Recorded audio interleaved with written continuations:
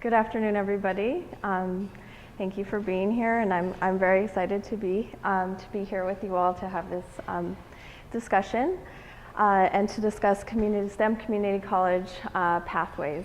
So, I am Dr. Felisha Herrera Villarreal. I am the director of the Research and Equity Scholarship Institute at San Diego State University, which focuses on promoting research that contributes to the understanding of P through 20 educational trajectories and the contexts that engage and support students from diverse backgrounds. So the Institute partners with institutions to unite scholars to collaborate on funded projects with a wide range of topics to inform educational policy. Our research team is led by myself and Dr. Victoria Rodriguez Opriana, who is our postdoctoral fellow. We're both UCLA alumni. So I'm happy again to be back here. We have an amazing team. One of our undergraduate research fellows is here today, Eileen. And we collaborate with a range of research affiliates on projects and publications. So I'm extremely grateful to have the opportunity to share with you one of our largest projects, which is funded by the National Science Foundation. It's the Ed Systems Project. I myself have been tenure-track faculty for the last 6 years. I've been at SDSU for 3 years, and prior to that at OSU, teaching in community college leadership programs.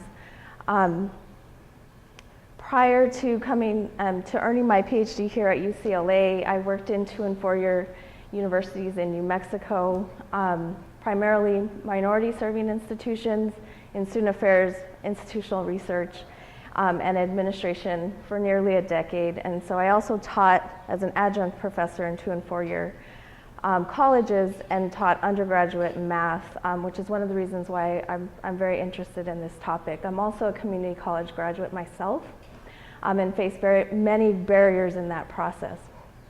I've been conducting STEM education research specifically for the past 9 years. And started with projects housed here at UCLA, working with Dr. Sylvia Hurtado in the Higher Ed Research Institute. And so the Ed Systems Project is a large-scale project that is a multi-layered, mixed methods approach to illuminate the role of community colleges and minority-serving institutions, specifically Hispanic-serving institutions. So STEM pathways are examined comprehensively to acknowledge not only that community colleges and minority-serving institutions are primary access points for diverse populations, but also that students are mobile and attend multiple colleges over the course of their post-secondary experience. So student mobility is a critical factor that we acknowledge in our work. Within the U.S. Higher education context, the vast majority of students, our student mobility rates are increasing, and it's becoming the norm with students. So while we expect to see mobility among community college students as part of the transfer function, we also see the highest rates among community college students given the movements the students attending multiple institutions and in these multiple institution patterns. So this is really why our project is titled the Ed Systems Project, because we're really focused on understanding the system-wide practices, programs, partnerships, and structures, policies that can support and facilitate the transitions across institutions, specifically for underrepresented minority students in STEM. So the previous presenters really outlined the importance of the community college pathway. With 28% of bachelor's and master's degree recipients earning an associate's prior to those degrees, 50% of STEM bachelor's and 45% of master's degrees attending community college at some point. And it's particularly important for Latinx students and underrepresented students. As was mentioned earlier, lots of the national data shows, underrepresented students are interested in STEM and are entering STEM majors at similar rates to their peers. And where the issue really lies is in STEM persistence, with underrepresented students having higher rates of departure from STEM. And so this slide shows the breakdown across racial groups, with Latinx having the lowest proportion of students remaining in STEM after 6 years among those who start at community college. So again, we have this focus on Hispanic serving institutions because of our regional location and the need for better understanding the Latinx student experience within STEM. So the majority of students, Latinx students, attend two-year public Hispanic serving institutions. In STEM specifically, 61% of Latinx STEM bachelor's degree holders attended a community college, and 18% earned an associate's degree prior to obtaining their bachelor's degree. And 33% of STEM baccalaureate degrees earned by Latinx were granted by HSIs, even though they're only 9% of the colleges. And we've also found in our work that Hispanic serving institutions are important access points for other students of color in STEM specifically, for Asian American and American Indian students specifically. So the Ed Systems project has 3 phases. We are working with national data through the U.S. Department of Education and the National Center for Education Statistics to look at student mobility patterns nationally. We have regional work that we're partnering with institutions in the San Diego Imperial Valley area, taking institutional data for community college STEM students and matching that with national student clearinghouse data. And then we have a qualitative phase where we have conducted focus groups and in-depth follow-up interviews and digital narratives. And so today I'm going to focus in on the qualitative findings and one part of that qualitative, one of the qualitative studies within that phase. So within our regional context, we have 11 public Hispanic serving institutions. 9 of those are community colleges. We have 2 community Hispanic serving community college districts. And then we have 2 public HSIs, 4-year HSIs as well. So participants were recruited from all of these institutions. We had 45 students. We have data collected from 45 participants so far.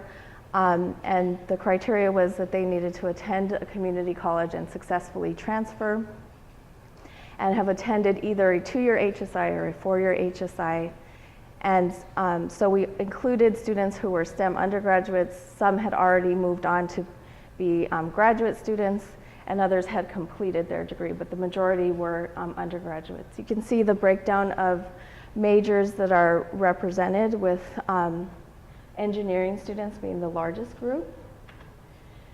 The gender breakdown was pretty evenly split between male and female, and 1 student identified as non-binary. The age range was 19 to 32. There was a large proportion of first-generation college students. And again, looking at the student mobility piece, students attended up to 7 community colleges prior to transfer. So this is a very important issue to be examining, especially in geographical contexts where they have access to a variety of institutions, and sometimes the districts themselves make it very easy to attend multiple campuses. We did have 4 students who also, 12 who had concurrent enrollment, meaning they were enrolled in more than 1 institution at 1 semester or term, and 4 students were backwards transfers. We utilized a demographic survey for our participants.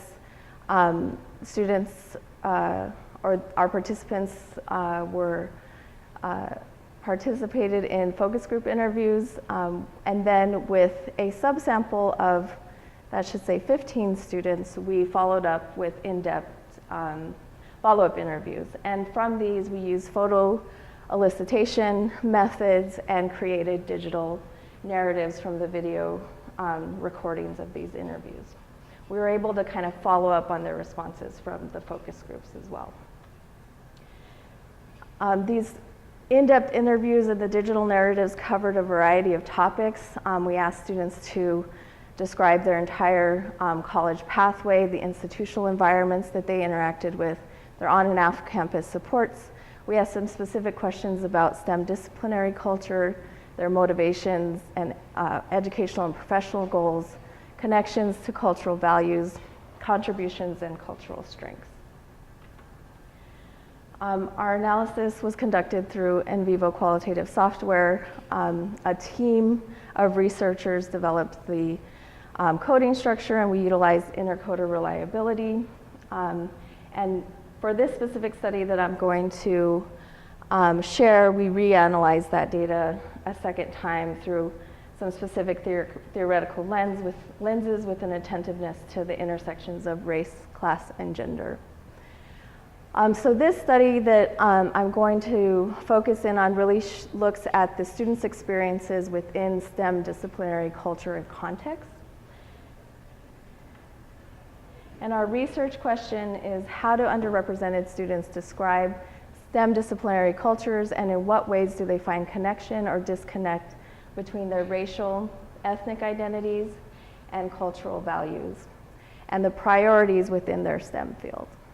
And so rather than reading some of the quotes from students, we created these digital narratives to give voice to the students' experiences. And some of the literature that we drew from talked about and we saw in our interviews was this STEM disciplinary culture that was manifested in a variety of ways. So students felt very aware of the images and norms that were acceptable in STEM fields. There was a competitive nature that they described, things like grading on the curve, internalized competitiveness by the students, students not wanting to collaborate. When innovation in STEM fields really does require team science and collaboration, and something that we even work with faculty on now as well. STEM does not exist in a vacuum and is really influenced by social issues, but a lot of times the realities of racism and sexism were ignored in STEM science environments.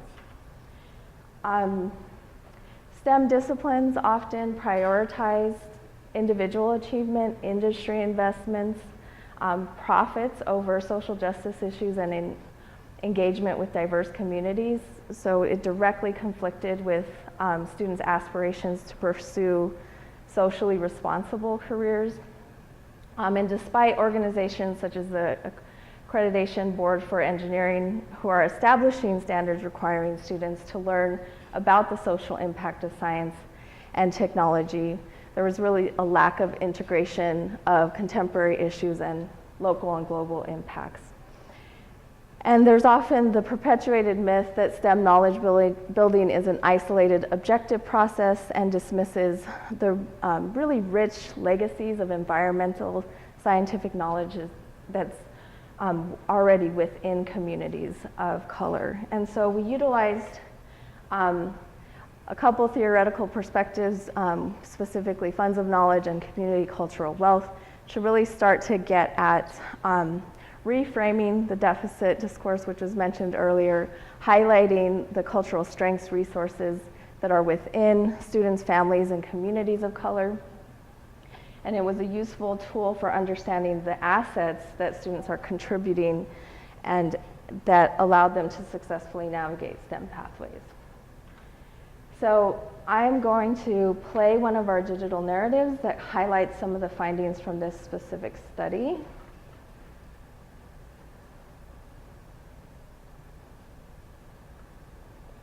And these are all posted on our website. We have several on there, and I'll share the website as well.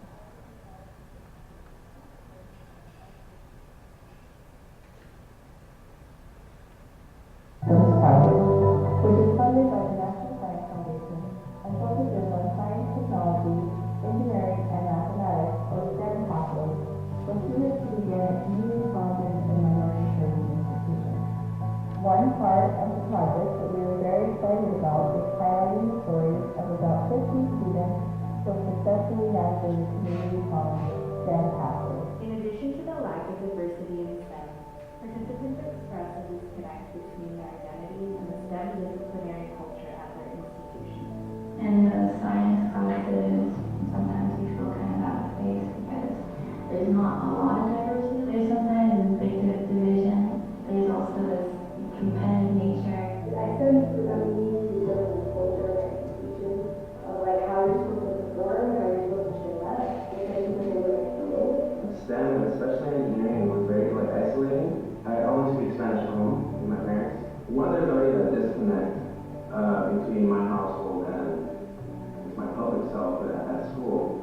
But then I'm also studying engineering courses like heavy math and physics and chemistry. So it's like you can't relate that to someone that doesn't know that stuff to begin with. Now go through a very different language. I ended up in this box, alienated. Inspired by experiencing the cultural disconnect, participants challenged STEM disciplinary culture by seeking and creating supportive spaces that combine their personal and cultural identities with their STEM education, which then foster their motivations for impacting their communities through STEM. I remember seeing this mural for some time and to take out a legacy. Like these little signs that tell you you're here and you belong here and you just keep pushing you. When you have tough times, you always have room to write, and it's something that connects me to my roots. So I think it comes from something like this. Making one of it, and that's one thing that I want others to understand. It's a constant struggle I'm in the process of. And just trying to see how my skills can be useful for people with less privileges or less access to some of the things that I might have access to. It's hard. I'm still trying to find a way to be open about that interest in my lab that has nothing to do with those social justice that interests, right? Sciences in Action, which is a group that we formed there. Also, I'm part of this ethnic studies / SIO for the people. It helps me understand how my actions affect me and people like me. But I was still very disappointed for my community college and then definitely transferring because it didn't explore the way oppression affects your behaviors and then things whether mental disorders or how does that affect you when you're experiencing so much trauma and so much threat to life. That was not part of psychology, which I was crazy and really for. It was really just glossed over this idea of race. What does that mean? Racism. I want to know how it impacts people that is not ever explored or talked about. And it was just the same studies over and over for white, specifically white cis male that were in college, that were upper middle class. So we were bringing faculty of color or therapists or researchers that demonstration like us and that we wanted to connect with. That we weren't necessarily exposed to in our classes. So what we were reading. There was one time when professor came in, and he was like, okay, we just learned about the syllabus, but now to get to the real point where we're really good. Money. The whole class starts cheering. I'm not just there for money. How about protecting the environment? So do I want all my efforts to go to some engineering firm that's making computer parts? Or do I want my efforts to go to some indigenous group in Chile who's trying to keep miners out of their territory? I can use this as a reminder that my efforts with my career have to involve my family and then their well-being. In research, this need for profit is need to find more, to get more, and I really want research not to be something that is cold and straightforward. I want it to be more giving to the community.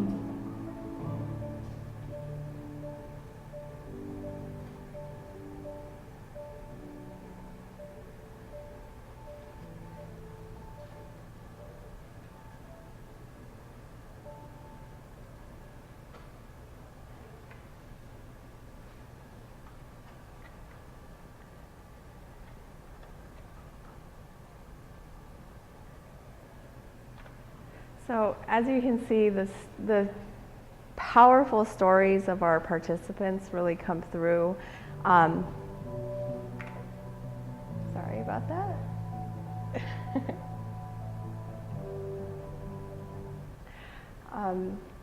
Really come through in their narratives and and how they describe their experiences. We asked them to bring in photos or artifacts around specific themes that they had talked about in the focus groups.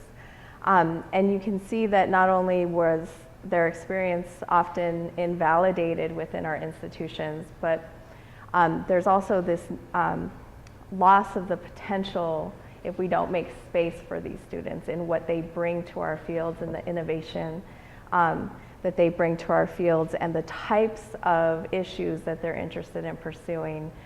They often didn't see that reflected in their curriculum, in their research experiences, and the opportunities that were provided for them. And they created those spaces on their own. These amazing students, as I mentioned, navigated multiple institutions. So they forged a path just to navigate those institutions and have also forged a path in terms of how they see themselves entering the field currently or in the future as STEM professionals. So really the implications are for how we support those students within that, how we even begin to provide those opportunities for them to be able to see themselves and where they will be within the field and be able to connect early on to be able to, so we don't lose them. We lose very talented students who really will contribute to the field and to our communities. There's a lot of opportunities, again, with system-wide partnerships. These students really made their own pathway, and there was a lot of places where we're identifying ways where the institutions could have provided that structure and support. Again, across institutions, particularly, not just within institutions. And then the interdisciplinary collaborations to be able to bring in the social justice community-based values for these students. And then what is the role specifically within Hispanic serving institutions that are situated within the communities that may have representation in faculty and staff to be able to enhance the spaces and opportunities for the student population. So I appreciate the opportunity to be able to share this work with you. This digital narrative was just published yesterday, so it's very timely, and we were able to bring this forth. So thank you all for being here, and I'll open it up for questions, not only for this study, but for our other presenters as well. Thank you. So we have 7 minutes for questions for Brandon.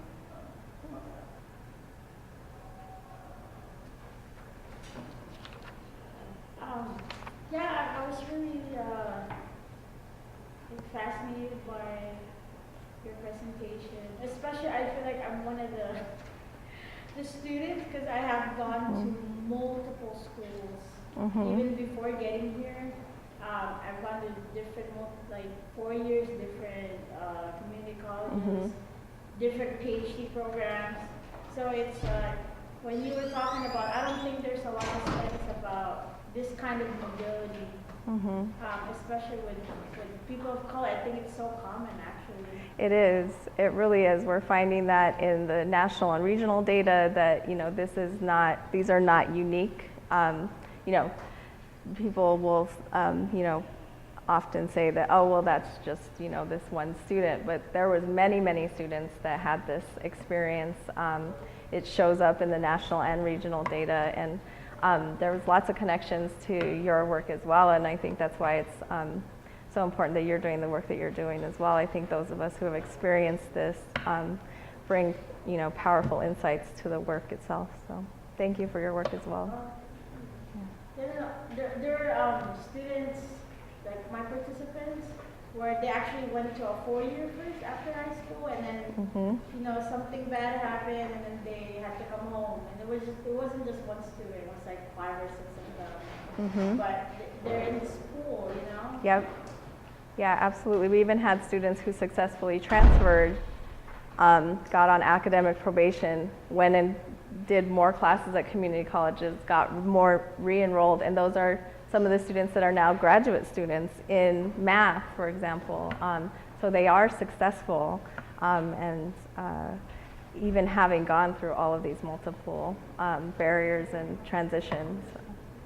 Are you starting to see more that inter-institutional collaboration to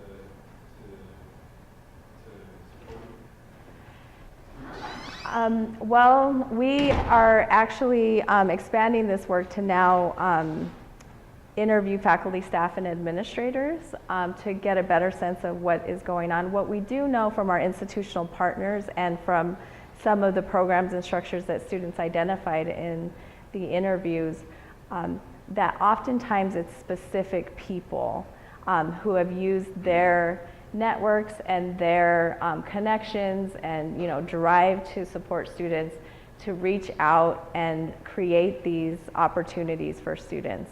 And so what we're seeing as one of the implications and the need is that if you remove that person from that position, there's no longer that support for students because this is something that they're doing without institutional support necessarily. So we're looking into the next phase of this, into really strengthening what we know about those partnerships and what's already in place with those key individuals who are utilizing their networks and resources to see what opportunities for institutionalized partnerships and structures. Yes. Many things about when you mentioned student mobility. I thought one of the correlations between that movement and students who come to community college and the foster care system. The relationships established at a university, especially if you're there for 4 years, could be your longest relationship you have. Even considering the childhood is at 18 years, because they have multiple homes, caregivers. And so, as a community college institution, you're looking at professors who often act more in the peripheral. And I just wonder if there's a relationship between that and also, I was very moved. I am a stats professor, and oftentimes, more than often, students start the class asking me where the professor is. Yep. And I'm so interested. Professors are with all the instruments, and they're still wondering when the actual teacher is coming. I usually say no. I don't know until the class starts, just to keep it light. But every semester they ask me. So it's not necessarily that people aren't welcoming, it's just that they're not the face of math or athletes and selection and not to really push for you to stay. Yeah, absolutely. Yeah, thank you for sharing as well. Yes, we have a couple other papers focusing on the role of, we're utilizing the institutional agents framework. So, and we have definitely found, that to be a very important factor for students And especially given the community college context. So you're often the point of contact for students. You know, they're not engaging on campus other than to come to class and to leave, and especially if they're flying from one community college to another in the same day, which we had lots of students talk about what that experience is like and their strategies for parking and public transportation to get to all these different places even in the same day. And so yes, you know, faculty are very important. To your other point about foster care students, we actually did have one participant in the sample that had that experience and talked a lot about that as well. I think that there's definitely an important piece to future research looking into that for students. And we have one of our doctoral students in our doctoral program who is, you know, doing a dissertation, not specific to STEM students, but on that as well. So I can give you her name for some, maybe the work that she might be doing as well. Yeah.